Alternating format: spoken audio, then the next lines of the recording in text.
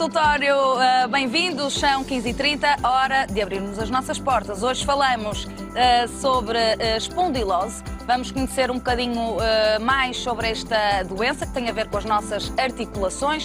Vamos, por isso, entrar no mundo da ortopedia. Na segunda e terceira partes do programa falamos sobre a psicologia, vamos falar sobre a depressão pré e pós-parto, nomeadamente a depressão pré-parto é um bocadinho menos conhecida, vamos falar sobre ela e também sobre a mais conhecida depressão pós-parto, temas sempre atuais aqui no consultório. Vamos também ter a oportunidade de responder às dúvidas e questões do público que nos vê em casa, no âmbito precisamente da especialidade de psicologia. Por isso pode e deve ligar 225-083-204 ou deixe a sua dúvida por escrito em consultório@portocanal.pt. Cumprimento agora o Dr. Nuno Neves, ortopedista.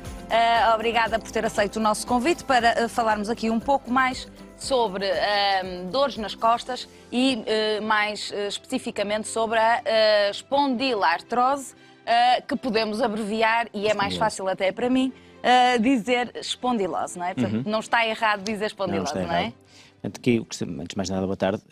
Aquilo que estamos aqui a falar, de facto, é de uma artrose que atinge as articulações da coluna vertebral. Portanto, abreviadamente espondilose, mas de facto, se quiséssemos, podemos falar espondilodiscartrose, que ainda era mais complicado. Ainda está a complicar mais. E basicamente o que estávamos a dizer é que é uma afecção que afeta as estruturas da coluna vertebral e as diferentes articulações da coluna vertebral. Muito bem. E, portanto, vamos caracterizar esta doença da melhor forma que conseguirmos. Entretanto, o Dr. Nuno pediu para o meu companheiro aqui de cenário ir ali mais para junto dele para que nos possa, com a ajuda do esqueleto, sim, elucidar melhor. Então, quando falamos desta patologia, estamos a falar exatamente de quê? Estamos a falar de uma artrose. Artrose, assim, em traços largos, basicamente o que significa é um desgaste, digamos assim, de uma articulação. Há múltiplas causas para acontecer esse desgaste, desde fatores genéticos, fatores ambientais, como a própria profissão, traumatismos prévios, o tabaco, etc. Há uma série de coisas que podem provocar uma artrose. E temos artroses em todas as articulações que nós temos. E na coluna em específico nós falamos de espondilose. É um bocadinho diferente daquilo que acontece noutras articulações, e por isso é que eu criei aqui o esqueleto, que nos ajuda um bocado. Quando nós pensamos em artroses muito conhecidas, artrose do joelho, artrose da anca, nós percebemos rapidamente que é muito fácil que uma articulação, que é uma articulação relativamente simples, a articulação da anca ou a articulação do joelho, sofre um desgaste por qualquer motivo, nós sentimos imediatamente a dor e percebemos, vem daqui, e é fácil de perceber onde é que vem e o que é que nós podemos fazer. Na coluna é tudo um pouco mais difícil. Porquê? Porque se nós olharmos para a coluna vertebral, ela é constituída por múltiplas vértebras, com várias articulações entre elas. E por isso não é fácil nós isolarmos uma única articulação e dizer a artrose é desta articulação e as dores e as queixas que os doentes têm vêm exatamente desta articulação. Porque são múltiplas e por isso dificultam quer o diagnóstico, quer depois o tratamento. As articulações são exatamente constituídas... O que é articulação? De quê? Vamos ajudar. A articulação basicamente... O osso nós sabemos, não é? A articulação basicamente o que significa é a zona onde há movimento entre um osso e outro osso. Por isso, aqui uma articulação simples, eu penso que estão a filmar aqui, e entre a bacia, que está aqui em cima, e o fémur, nós temos a articulação da anca. E, portanto, aquilo que nós temos é a cabeça do fémur, que é esta parte que está aqui assim, que mais ou menos encaixa dentro desta cavidade, que nós damos um nome esquisito chamado acetábulo. Esta cabeça do fémur, quer o acetábulo, são revestidos por uma cartilagem muito especial, que é muito polida. Há um líquido que se forma, que lubrifica esta articulação, da mesma maneira que existe nos carros os rolamentos e que precisam de óleo, e vão articular uma e outra. À volta desta articulação existem ligamentos, que são os que mantêm esta articulação no sítio, e depois existem músculos, que são os que fazem o movimento desta mesma articulação. Portanto, a articulação basicamente é só isto. Na coluna é tudo um bocadinho mais complicado, porque são várias articulações. Entre duas vértebras, uma vértebra é esta, outra vértebra é esta, nós temos uma articulação à frente. Portanto, estas almofadinhas que aparecem aqui a meio significam os discos intervertebrais, são uma espécie de umas almofadas mesmo, que mantêm a estabilidade da coluna, permitem algum movimento e absorvem choques, mas ao mesmo tempo na parte de trás da coluna existe um par de articulações entre duas estruturas que nós chamamos apófises articulares, e por isso cada vértebra articula com a vértebra adjacente através de 3 pontos, é um tripé. E por agora multiplique isto pelo número de vértebras e de articulações que temos e percebe que não é fácil nós isolarmos qual é que é a articulação que está a provocar a dor. Por isso, daí a dificuldade em diagnosticar ou saber exatamente a localização. Exatamente. Que sinais e sintomas é que existem quando estamos em presença desta doença que possam começar por ser sentidos e depois os piores de todos, no fim. A primeira coisa e a noção que devemos ter é que a espondilose é extremamente comum. Portanto, todos nós vamos sofrendo um processo de envelhecimento. Esse processo natural, todos desenvolvemos rugas, perdemos cabelo, ficamos com brancas, etc. Isso é normal. E na coluna é igual, a coluna também vai sofrendo alterações. Os discos que são muito bem, têm muita água, são bem hidratados e por isso têm uma capacidade de absorver os choques muito grande, vão perdendo essa água, vão se tornando mais rígidos, menos capacidade de absorção de choques, começam a formar-se esporões a partir do osso entre as vértebras adjacentes e tudo isto condiciona alterações da coluna. E por isso quando nós fazemos um raio-x a uma pessoa de 50 anos, é quase garantido que o raio-x vai ter alterações. O que não quer dizer que a pessoa tenha queixas. Portanto, a primeira noção em relação à espondilose é que é uma doença ou uma alteração que, na maior parte das vezes, circula sem qualquer tipo de sintomas. Mas pode provocar problemas. Problemas são dor de costas. Claro que a dor de costas, e já uma vez tive aqui a oportunidade de falar sobre isso, é extremamente frequente e não é necessário ter uma artrose da coluna para ter dor de costas, mas é um dos sintomas que pode aparecer. Alguma rigidez, portanto, menos flexibilidade, porque as vértebras se vão, em certa parte, unindo às vértebras adjacentes e por isso menos mobilidade entre elas. E depois aquilo que é mais complicado é por causa destes esporões que se vão formando, tudo isto contribui para diminuir o espaço que fica dentro da coluna vertebral. E dentro da coluna vertebral o que nós temos é a medula e os nervos que vão depois sair para os membros inferiores. Por isso é muito frequente estes doentes queixarem-se de uma dor irradiada para as pernas, ciática, dificuldade a andar, que é o chamado canal lombar estreito, a claudicação neurogénica, é uma pessoa que vai andar e que progressivamente começa a sentir falta de força nos membros, porque os nervos estão apertados. E estes são assim aqueles sintomas que deviam alertar mais as pessoas para uma situação já mais evoluída. Formigueiro também, nós chamamos-lhes parestesias, mas são formigueiro, adormecimento dos membros, menos força, alterações de sensibilidade, são aquilo mesmo sendo nas costas, não é? Sendo nas costas, porque se nós olharmos, vemos aqui, estes nervos estão aqui cortadinhos, mas eles saem daqui e depois descem por aqui abaixo pelos membros inferiores, pelas pernas, vão até ao pé. E por isso, normalmente, alterações na coluna dão muitas vezes dor, não na coluna, mas sim irradiada pela perna abaixo. Portanto, admito que grupos de risco, vamos dizer assim, sejam mais as faixas etárias mais avançadas, não é? Poderá haver esta doença pode desenvolver-se com sintomas mais visíveis em idades mais precoces ou é muito raro isso acontecer? Esta é uma doença de envelhecimento e, portanto, claramente só aparece depois dos 40 anos, à medida que se vai desenvolvendo os fenómenos artrósicos da coluna vertebral. É uma doença, por isso, em primeiro lugar, típica de pessoas mais velhas, a partir dos 40. Tipicamente é uma doença que afeta muito pessoas que têm determinado tipo de profissões muito pesadas. Nomeadamente, para dar um exemplo? Motoristas pesados, a utilização de material pneumático, tudo o que interfere muito com vibração, a coluna sente muito essa vibração e os discos intervertebrais alteram-se muito com isto. As pessoas que trabalham de pé, muitas horas, não é? Muito tempo em pé, sobretudo se fizerem muito esforço. É muito comum também em desportistas de alta competição na fase final da sua vida, por isso muita solicitação da coluna numa fase mais precoce leva a que mais tarde isto possa acontecer.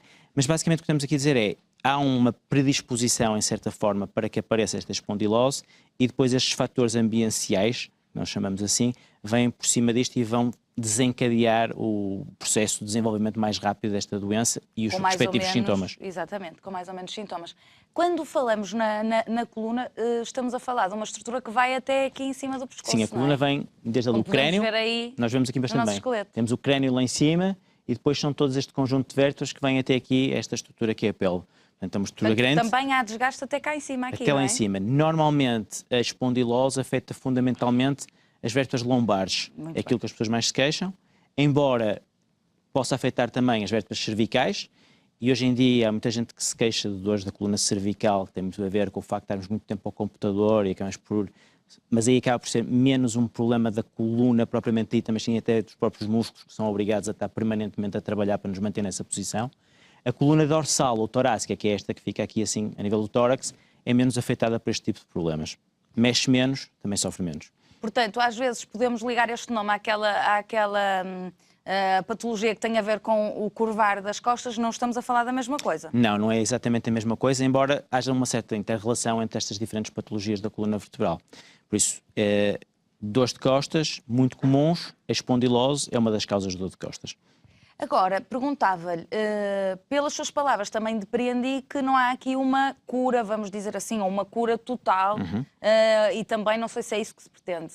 Aqui o ideal será contornar os sintomas e procurar que as pessoas convivam o melhor possível com este processo de desgaste, não é? Portanto, a primeira coisa e mais importante é a prevenção. E é possível, de certa forma, prevenir o desenvolvimento dos sintomas. Se calhar, menos provável conseguimos prevenir o avançar da espondilose em si, mas os sintomas provavelmente sim. Portanto, é fundamental mantermos hábitos de vida saudáveis, fazer exercício, evitar sobrecarga de peso, alimentar-nos bem, evitar o tabaco. Doutor, muitas vezes as pessoas, quando ouvem falar, estamos a falar deste tipo de patologia, estamos a dizer que é uma patologia do desgaste, e depois dizemos a seguir que um fator de prevenção é precisamente exercitar, as pessoas estão lá em casa e estão a pensar assim, então, mas assim vou desgastar ainda mais. Então vamos explicar.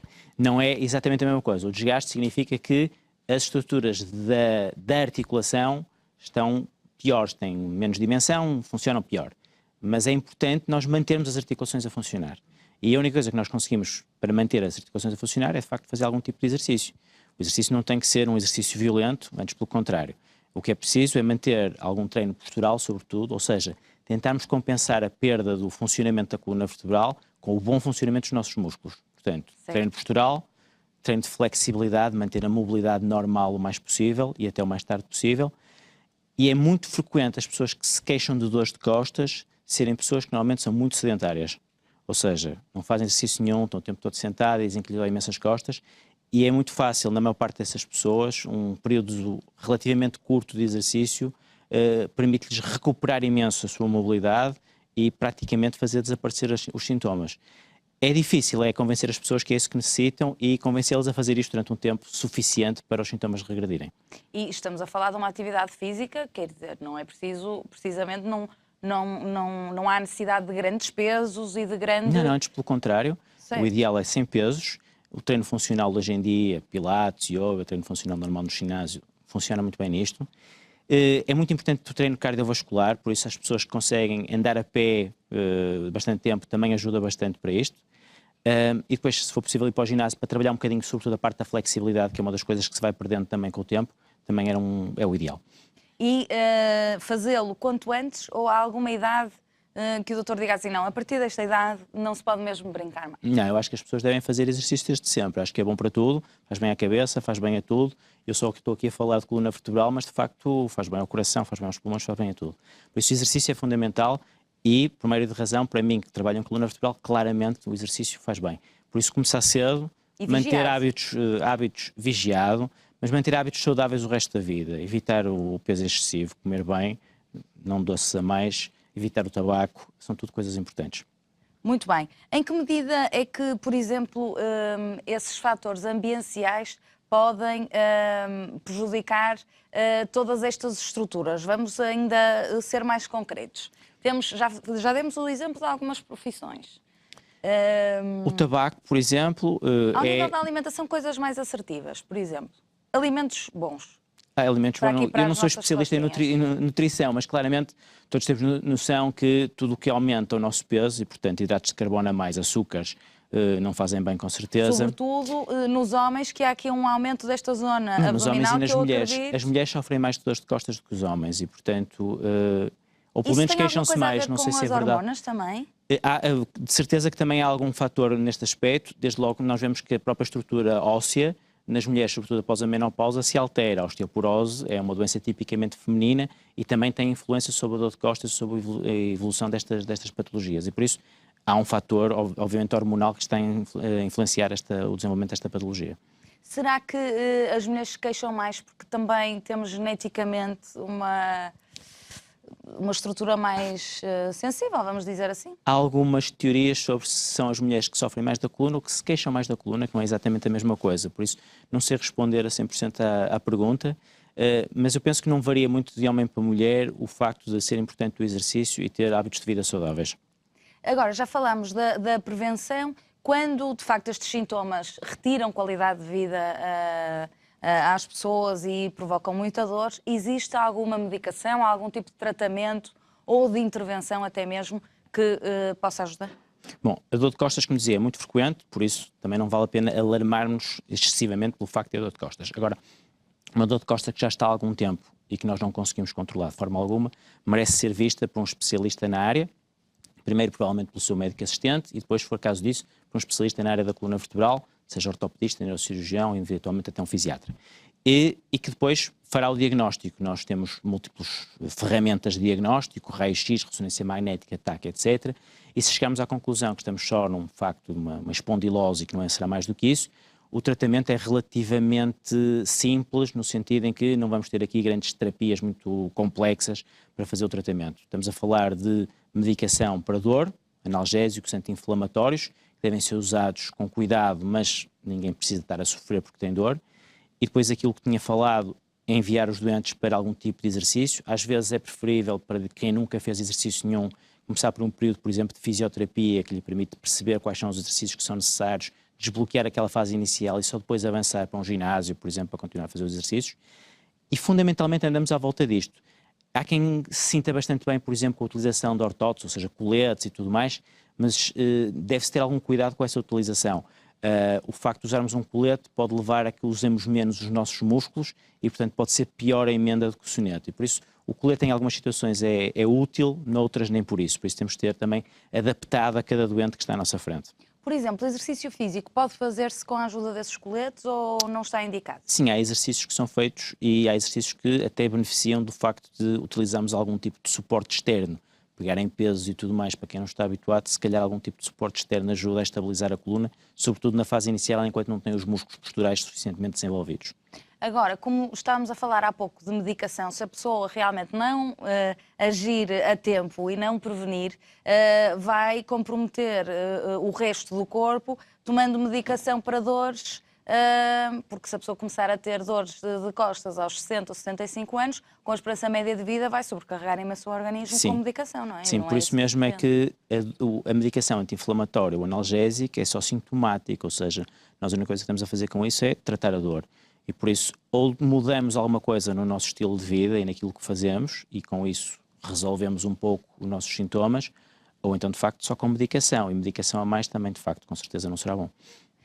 Quando estávamos a falar há pouco da alimentação, podemos pensar que é fundamental, por exemplo, a hidratação, beber muita água? Podemos fazer estas associações? Essas podemos, de certeza, não é? Eu já tinha explicado um bocadinho, estes discos, de facto, são estruturas muito bem hidratadas e, de facto, quando o nosso organismo está desidratado, isto também se ressente aqui, isto é fácil. Nós vemos que as pessoas, ao longo do dia, perdem altura, e perdem altura porque os discos vão perdendo hidratação, e se nós multiplicarmos estes múltiplos discos que estão por aqui acima, se cada um deles perder meio milímetro, percebe-se que é possível chegar ao fim do dia com mais de 1 centímetro a menos. Muito bem. E, por outro lado, evitar os alimentos, então, que engordam, porque o aumento de peso também não é aqui amigo desta situação. De resto, não é amigo de nenhuma patologia, pelo que nós temos vindo aqui a aprender. Em relação aos exames, estamos a falar de exames que devem ser feitos numa altura específica da vida ou só quando há queixa? Só se for realmente necessário, porque os exames não são obrigatórios como despiste. Como eu dizia há pouco, é muito frequente nós termos pessoas com 40, 50 anos que fazem um raio-x por um motivo qualquer e encontramos já alterações no raio-x. Isso não significa que essas pessoas tenham sintomas provocados por essas alterações. Por isso, fazer exames só para diagnosticar que já está a formar algum tipo de artrose ou assim, não tem qualquer tipo de benefício na medida em que não vamos mudar nada daquilo que será o tratamento definitivo. Portanto, os exames são indicados quando há sintomas ou quando vem ao médico, o médico entende que há necessidade de perceber alguma coisa que se está a passar com ele. Agora, para quem sofre desta patologia, já está diagnosticado e nos esteja a ver em casa, uma ou duas dicas que o doutor acha importantes deixar aqui para estes pacientes, para que convivam da melhor forma com esta patologia? Ponto número 1 é, a maior parte das pessoas não faz exercício, por isso, o mais possível exercício. Se tiverem dificuldade em ir ao ginásio, começar a andar a pé, só isso vai ajudar a controlar o peso e com isso vão ter muitos benefícios, tensão arterial, etc. e vai permitir que a musculatura postural também se reforce só pelo simples facto de andar a pé. Só isto vai ajudar bastante. A segunda coisa é, se têm sintomas há muito tempo, nunca foram consultados por um especialista, claramente, tentar saber o que é que se passa e ver qual é o seu problema. E a terceira coisa que acho que era importante que querem saber é que, na esmagadora maioria dos casos, isto não necessita de nenhum tipo de cirurgia, só em casos muito excepcionais.